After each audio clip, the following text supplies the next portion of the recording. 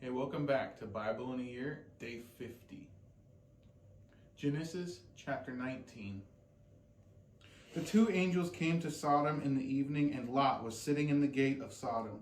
When Lot saw them, he rose to meet them and bowed himself with his face to the earth, and said, "My lords, please turn aside to your servant's house and spend the night and wash your feet. Then you may rise up early and go on your way." They said, "No, we will spend the night in the town square." But he pressed them strongly. So they turned aside to him and entered his house. And he made them a feast and baked unleavened bread, and they ate. But before they lay down, the men of the city, the men of Sodom, both young and old, all the people to the last man, surrounded the house. And they called to Lot, "Where are the men who came to you tonight? Bring them out to us, that we may know them." Lot went out to the men at the entrance, shut the door after him, and said, "I beg you, my brothers, do not act so wickedly.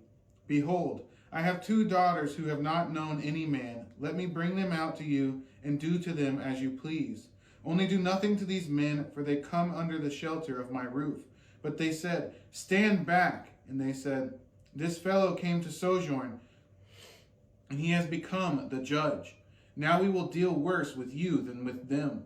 Then they pressed hard against the man Lot and drew near to break the door down. But the men reached out their hands and brought Lot into the house with them and shut the door. And they struck with blindness the men who were at the entrance of the house, both small and great, so that they wore themselves out, groping the door.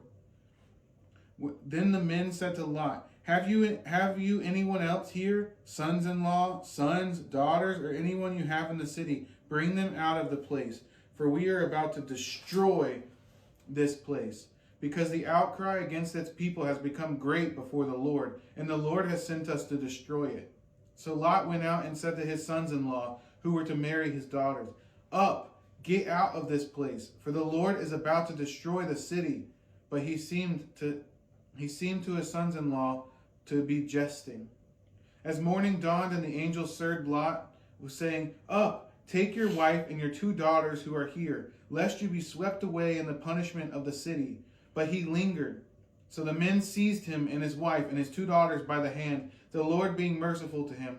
And they brought him out and set him outside the city. And as they brought them out, one said, "Escape for your life. Do not look back or stop anywhere in the valley. Escape to the hills, lest you be swept away."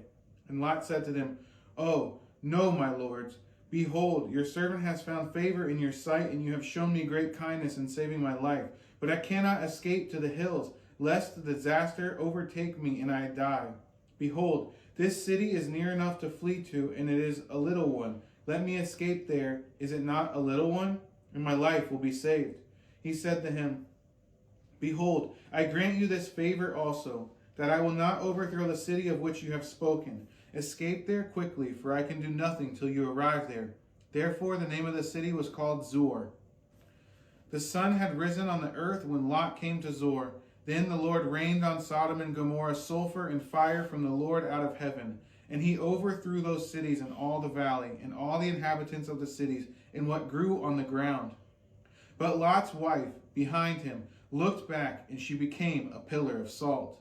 And Abraham went early in the morning to the place where he had stood before the Lord. And he looked down toward Sodom and Gomorrah and toward all the land of the valley. And he looked, and behold, the smoke of the land went up like the smoke of a furnace.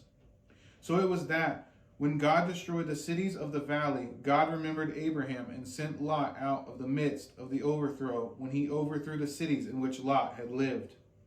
Now Lot went up out of Zoar and lived in the hills with his two daughters, for he was afraid to live in Zoar. So he lived in a cave with his two daughters. And the firstborn said to the younger, "Our father is old, and there is not a man on earth to come into us after the manner of all the earth. Come, let us make our father drink wine, and we will lie with him, that we may preserve offspring from our father."